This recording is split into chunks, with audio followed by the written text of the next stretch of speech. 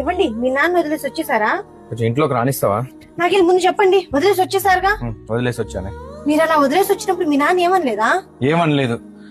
ఏమనలేదా? ఏదో ఒకటి అనే ఉంటారే. ఏమనలేదని చెప్తున్నా కదా. ఆయన ఏమనలేదంటే మీరు నా గురించి ఏదో ఒకటి చెప్పే ఉంటారు. మీ కోడలే ఇలా వదిలేసి రమ్మంది నాన్న అని. అందుకే ఆయన ఏం మాట్లాడుకుంటున్నారు. అయితే సరే, కాసేపు నువ్వే మా నాన్న అనుకో, ఏం జరిగిందో చూపిస్తా. పద రా రా నాన్న. నన్ను క్షమించు నాన్న, నన్ను క్షమించు నాన్న. ఈయనేంటి నన్ను నిజంగానే వదిలేసి వెళ్తున్నారు? ఇవ్వండి, ఇవ్వండి. మీరు చేసిందేం బాలేదు. నన్ను అలా నడి రోడ్డు మీద వదిలేసి వచ్చేసారేంటి మీరు? చూసావా, నిన్నెక్కడ వదిలేసి వెళ్ళిపోతానని చెప్పి భయపడి పరిగెత్తుకుంటూ వచ్చావే.